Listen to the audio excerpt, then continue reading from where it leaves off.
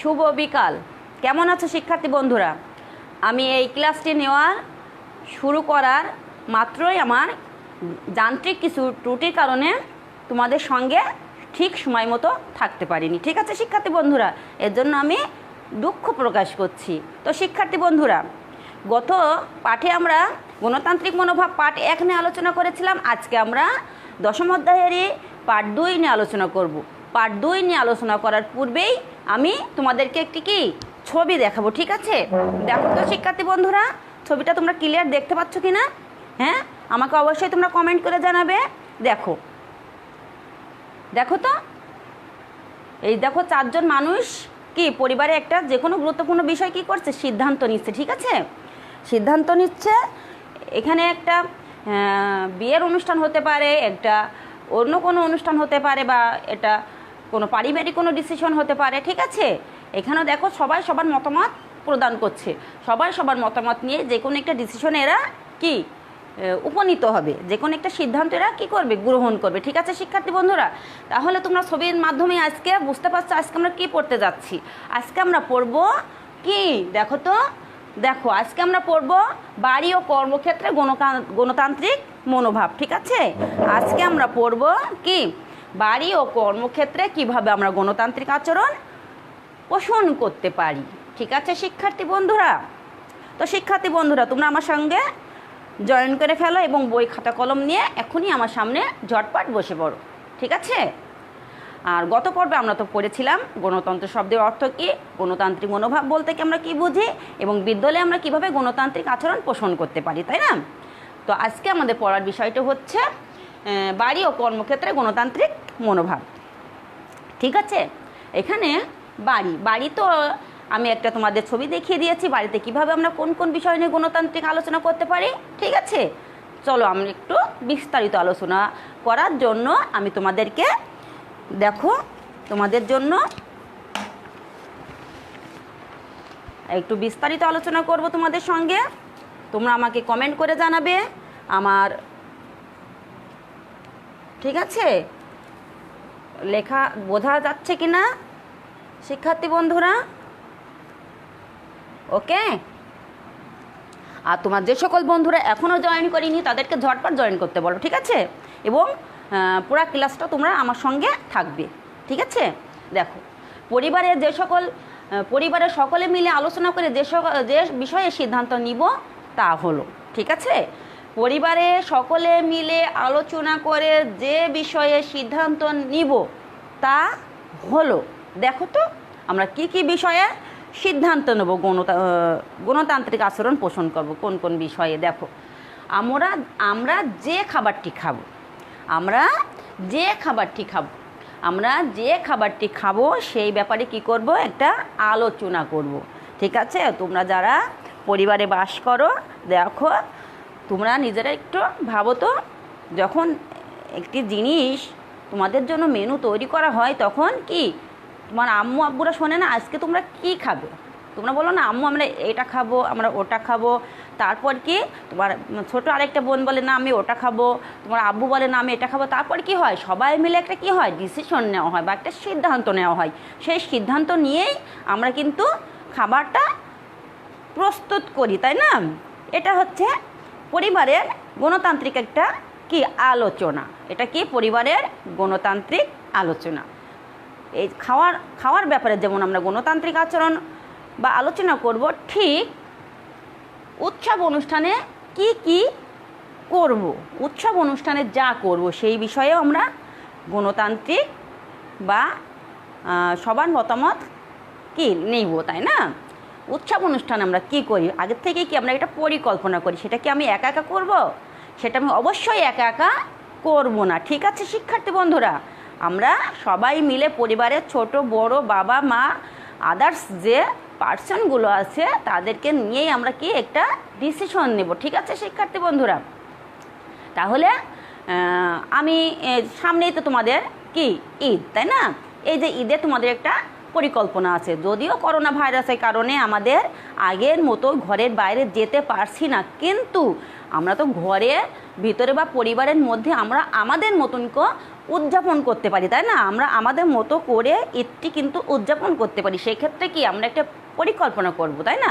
ভাই বোন বাবা মা সবাই মিলে আমরা দিনটা কিভাবে সেলিব্রেট করব, আমরা কিভাবে দিনটি উদযাপন করব পরিবারের মধ্যেই, তাই না? সেই ক্ষেত্রে আমরা কি করব, সবাই মিলে কি একটা ডিসিশন নেব বা একটা সিদ্ধান্ত নেব, ঠিক আছে না শিক্ষার্থী বন্ধুরা? আমরা সবাই মিলে একটা ডিসিশন নিয়ে কি আমরা পরিকল্পনা মাফিক কি কাজ করব, ঠিক আছে শিক্ষার্থী বন্ধুরা?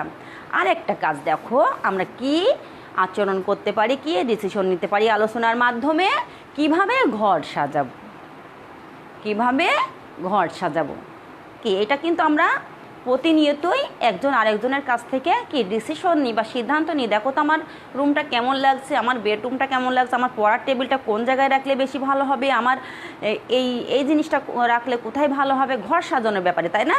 ঘরের ফার্নিচারপত্র ডেকোরেশন, এক কথায় আমরা কিন্তু এই কাজটি একা একা করতে পারি না। আমরা কি এই কাজটি একা একা করতে পারি শিক্ষার্থী বন্ধুরা? না, আমরা কখনোই একা করতে পারবো না। এক্ষেত্রে আমরা কি অবশ্যই বড় যারা আছে আমাদের থেকে বড়, তাদের কাছ থেকে কি আমরা এগুলো কি সিদ্ধান্ত গ্রহণ করব এবং একটা সুষ্ঠু প্ল্যান মাফিক আমরা কি করব, কাজ করব। সর্বোপরি আমরা একটা পরিবারের সবাই মিলে একটা যে কোনো বিষয়ে কি আলোচনার মাধ্যমে ডিসিশন নেব, যাতে আমাদের কাজটি সুষ্ঠুভাবে সম্পন্ন হয়, সর্বোপরি সাকসেস হয় আমরা, তাই না? ঠিক আছে শিক্ষার্থী বন্ধুরা, এটা গেল আমরা পরিবারের সকলে মিলে আলোচনা করে যে বিষয়গুলো সিদ্ধান্ত নেব, তা হচ্ছে আমি আরেকবার পড়িয়ে দিচ্ছি, তোমরা একটু লক্ষ্য করবে, ঠিক আছে শিক্ষার্থী বন্ধুরা? দেখো, আমরা যে খাবারটি খাবো, খাওয়া দাওয়ার ব্যাপারে আমাদেরকে ডিসিশন নিতে হবে বা সিদ্ধান্ত নিতে হবে। উৎসব অনুষ্ঠানে আমরা কী কী করতে চাই সে ব্যাপারে আমাদের ডিসিশন নিতে হবে। কিভাবে আমরা ঘর সাজাবো সেই ব্যাপারেও আমাদেরকে ডিসিশন নিতে হবে। দেখো শিক্ষার্থী বন্ধুরা, আমাদের আজকে আলোচনার বিষয় কিন্তু পরিবার এবং কর্মক্ষেত্রে গণতান্ত্রিক আচরণ, ঠিক আছে? পরিবার এবং কর্মক্ষেত্রে আমরা কিভাবে গণতান্ত্রিক আচরণ পোষণ করতে পারি। দেখো, এখন আমি তোমাদের সামনে যে বিষয়টি আলোচনা করলাম সেটা হচ্ছে পরিবারে গণতান্ত্রিক আচরণ। এখন আমি তোমাদের সঙ্গে আরেকটি বিষয় নিয়ে আলোচনা করব, সেটা হচ্ছে কর্মক্ষেত্রে আমরা কোন কোন বিষয়ে গণতান্ত্রিক সিদ্ধান্ত নেব, গণতান্ত্রিক উপায়ে সিদ্ধান্ত নিতে পারি। দেখো শিক্ষার্থী বন্ধুরা, তোমাদের জন্য আমি একটু আলোচনা করার সুবিধার্থে দেখো খুব ভালোভাবে লক্ষ্য করবে। আজকে আমি প্রথমেই আমার একটু যান্ত্রিক ত্রুটির কারণে তোমাদের সঙ্গে ঠিকমতো থাকতে পারিনি প্রথমেই, এর জন্য আমি আবার দুঃখ প্রকাশ করছি শিক্ষার্থী বন্ধুরা। তোমরা এখন কিন্তু আমার সঙ্গে অবশ্যই মনোযোগ সহকারে ক্লাসটি উপভোগ করবে, ঠিক আছে? এতক্ষণ আমি যে বিষয়টা নিয়ে তোমাদের সঙ্গে আলোচনা করলাম সেটা হচ্ছে পরিবারে আমাদের গণতান্ত্রিক সিদ্ধান্ত বা আলোচনা। এখন আমি দেখি কর্মক্ষেত্রে যেসব বিষয় আমরা সিদ্ধান্ত নেব, কর্মক্ষেত্রটা কী শিক্ষার্থীরা বলো? মাই ডিয়ার স্টুডেন্টস, কর্মক্ষেত্রটা কী তোমরা কি বুঝতে পারছো? হ্যাঁ, সারাদিন আমরা যে জায়গায় কর্ম করি বা কাজ করি সেটাই কিন্তু আমাদের কর্মক্ষেত্র। সেক্ষেত্রে আমরা উদাহরণ হিসেবে বলতে পারি, একজন টিচার যদি শিক্ষকতা পেশাকে বেছে নেয় সে বিদ্যালয় হবে তার কর্মক্ষেত্র। একজন ডাক্তার যদি তার ডাক্তারি পেশা বেছে নেয় সেক্ষেত্রে তার হসপিটালটি হবে তার কর্মক্ষেত্র। ঠিক তোমাদের ক্ষেত্রেও ঠিক তাই। তোমরা যেহেতু স্টুডেন্টস, তোমাদের বিদ্যালয়ে কিন্তু তোমাদের একটা কাজের জায়গা, ঠিক আছে? এবং সেখানে তোমরা সার্বক্ষণিক কী করো, বন্ধুবান্ধবদের সাথে মিলেমিশে থাকো এবং সর্বোপরি লেখাপড়ায় মনোনিবেশ করো, তাই না? তাহলে কর্মক্ষেত্রটা কি তোমরা বুঝতে পারলে? এখন দেখো কর্মক্ষেত্রে আমরা যেসব বিষয়ে সিদ্ধান্ত নেব, ঠিক আছে? দেখো, সহকর্মীদের সাথে যে কোনো গুরুত্বপূর্ণ বিষয় নিয়ে আলোচনা করা। সহকর্মী বলতে আমরা কি বুঝি? একসঙ্গে যারা আমরা কাজ করি, তাই না? সেখানে ছেলে হতে পারে মেয়ে হতে পারে, তাই না? সেগুলো হচ্ছে আমাদের সহকর্মী। সহকর্মীদের সাথে যে কোনো বিষয় নিয়ে, গুরুত্বপূর্ণ বিষয় নিয়ে আলোচনা করে একটা সিদ্ধান্ত গ্রহণ করব, ঠিক আছে? কারণ একার সিদ্ধান্ত অনেক সময় সঠিক হয় না, অনেক সময় ভুল হতে পারে, ঠিক আছে? সেক্ষেত্রে গণতান্ত্রিক উপায়ে আমরা এটা ডিসিশন নেব বা সহকর্মীদের সাথে আলোচনা করে আমরা একটা সিদ্ধান্তে পৌঁছাবো, ঠিক আছে শিক্ষার্থী বন্ধুরা? দেখো তো আরেকটি বিষয় কি আছে এখানে, চূড়ান্ত সিদ্ধান্ত গ্রহণের পূর্বে সহকর্মীদের মতামত জানা। কি চূড়ান্ত সিদ্ধান্ত গ্রহণের পূর্বে সহকর্মীদের মতামত জানা। এখানে একটা বিষয় দেখো, আমি একটি বিষয়ে সিদ্ধান্ত গ্রহণ করে ফেলেছি, ঠিক আছে? আমি একটি বিষয়ে মনে করো সিদ্ধান্ত গ্রহণ করে ফেলেছি। সিদ্ধান্তটি চূড়ান্ত পর্যায়ে নিয়ে যাওয়ার আগেই আমি কি করব, আমার সহকর্মীদের কাছ থেকে কি এই ব্যাপারে একটি সিদ্ধান্ত নিব। ঠিক আছে, সহকর্মীদেরকে বিষয়টি কি অবগত করা বা জানানো। ওকে শিক্ষার্থীরা, বুঝতে পারছি তো? আচ্ছা, তাহলে দেখো আমরা পরিবারের যেসব বিষয়ে গণতান্ত্রিক উপায়ে সিদ্ধান্ত নেব, ঠিক কর্মক্ষেত্রেও কিছু কিছু বিষয় আসে, সেগুলোর ক্ষেত্রে আমরা গণতান্ত্রিক উপায়ে আলোচনা বা সিদ্ধান্ত গ্রহণ করব। সহকর্মীদের সাথে যে কোনো গুরুত্বপূর্ণ বিষয় নিয়ে আলোচনা করা, চূড়ান্ত সিদ্ধান্ত গ্রহণের পূর্বে সহকর্মীদের কি মতামত জানা। প্রিয় শিক্ষার্থীরা দেখো তো, ঠিক আছে। আর তোমরা তো জানো বাংলাদেশ একটি রাজনৈতিকভাবে কি গণতান্ত্রিক দেশ। বাংলাদেশ একটি রাজনৈতিকভাবে গণতান্ত্রিক দেশ, তোমরা তো ইতিমধ্যে জেনে এসছো, তাই না? ঠিক আছে, আর আমরা কি করব দেখি তো, আমার এই ক্লাসে কারা কারা জয়েন করেছো। আমি আবার দুঃখ প্রকাশ করছি, আমার যান্ত্রিক ত্রুটির কারণে আমি পরিপূর্ণভাবে ক্লাসটা নিতে পারিনি। ঠিক আছে, আমি নিজেও বুঝতে পারিনি আমার কখন সমস্যা ঘটে গিয়েছে। আমি আবার পুনরায় নতুন করে শুরু করেছি, এজন্য আমি আবার তোমাদের কাছে দুঃখ প্রকাশ করছি। হ্যাঁ ঠিক আছে, অনেকেই জয়েন করে ফেলেছো। ঠিক আছে, পুরো ক্লাসটা তোমরা আমার সঙ্গে থাকবে, এবং যারা আমার সঙ্গে জয়েন করেছো তাদেরকে আমি আবারও অসংখ্য ধন্যবাদ জানাচ্ছি ধৈর্য সহকারে ক্লাসটা উপভোগ করার জন্য। ঠিক আছে, ওকে। তো আমরা আজকে কি আলোচনা করলাম? আমরা কিন্তু আজকে দশম অধ্যায়ের পার্ট 2, অর্থাৎ এটা কিন্তু আমাদের আজকে কি এই অধ্যায়ের শেষ পার্ট। এই পার্ট 2 দিয়ে কিন্তু এই অধ্যায়টা আমরা আজকে শেষ করছি। ঠিক আছে ডিয়ার স্টুডেন্টস, আজকে আমরা আলোচনা করলাম বাড়ি এবং কর্মক্ষেত্রে কোন কোন বিষয়ে গণতান্ত্রিক উপায়ে সিদ্ধান্ত গ্রহণ করব বা আলোচনা করব। ঠিক আছে, আজকে দেখো বরাবরের ন্যায় আমি তোমাদের জন্য কি করেছি দেখো তো, একটি বাড়ির কাজ রেডি করেছি। ঠিক আছে, বাড়ির কাজ রেডি করেছি। বাড়ির কাজ রেডি করার পূর্বেই তোমাদের সঙ্গে আমার কিন্তু কথা আছে। তোমাদের সঙ্গে কিন্তু দাঁড়াও, আমার বোর্ড ক্লিয়ার কিনা, লেখা সুস্পষ্টভাবে দেখা যাচ্ছে কিনা তোমরা কিন্তু আমাকে কমেন্ট করে জানাবে। ঠিক আছে, এই বাড়ির কাজ নেওয়ার পূর্বেই কি তোমাদের সঙ্গে আমার আরেকটি বিষয় আলোচনা করার আছে। এটা কি পঞ্চম শ্রেণীর বাংলাদেশ ও বিশ্ব পরিচয় বই, তাই না? এই বইয়ে তোমরা আজকে 80 পেজ খুলবে, 80 পৃষ্ঠা।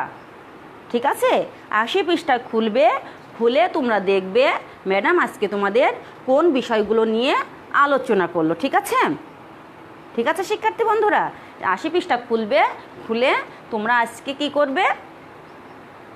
করবে মনোযোগ সহকারে 2 মিনিট নীরবে পড়বে। দেখো তো, দেখো। ঠিক আছে, পড়ে নিয়েছো তাই না? তোমরা অবশ্যই পড়ে নিয়েছো। আর একটি কথা, বাড়ির কাজ কিন্তু আমি তোমাদেরকে এখনও ক্লিয়ার করিনি। ঠিক আছে, তোমরা এই যে গণতান্ত্রিক অধ্যায় শেষে তোমরা কিন্তু একটা জিনিস মাথায় রাখবে, অন্যর মতামতকে কি অন্যর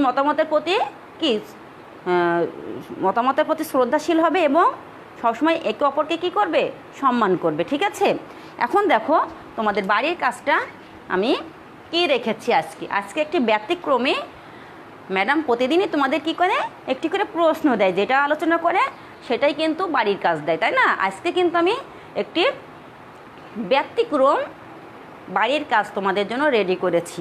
দেখো তো বাড়ির কাজটা আজকে কি রেখেছি। আজকে বাড়ির কাজ রেখেছি মিলকরণ।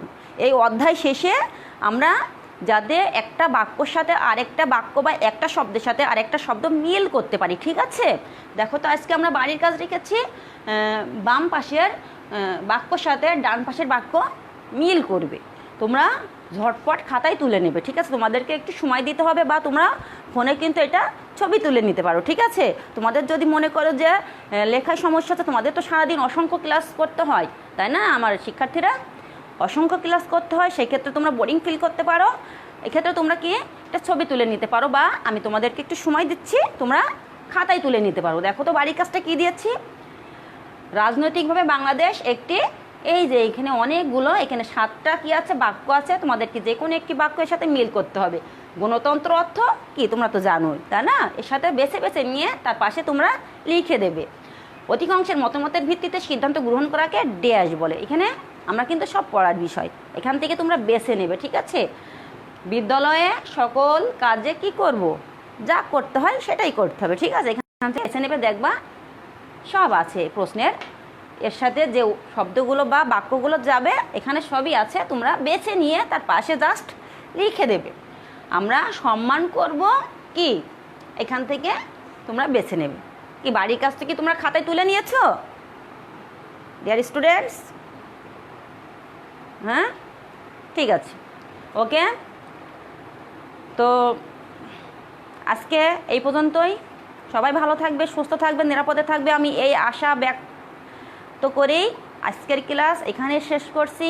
আমার মনে হয় ঈদের আগে তোমাদের সঙ্গে আর ক্লাস নিয়ে আসতে পারবো না। ততদিন পর্যন্ত তোমরা সুস্থ থাকবে, ভালো থাকবে এবং আমার জন্য দোয়া রাখবে, ঠিক আছে? সবাইকে ধন্যবাদ।